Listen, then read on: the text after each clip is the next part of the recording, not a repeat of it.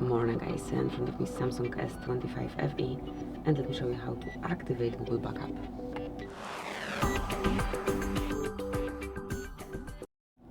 So at first, enroll list of all apps, go to settings, select accounts and backup, and click on backup data under Google Drive.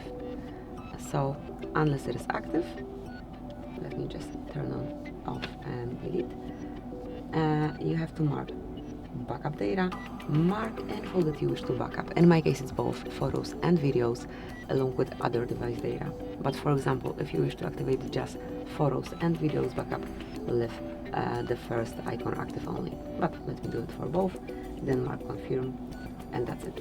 Once you tap on manage backup, you can open this panel, and here you can activate backup right now.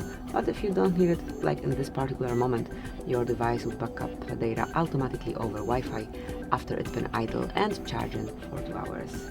So that's it, that will be all. Thank you for watching. Please subscribe our channel and leave the thumbs up.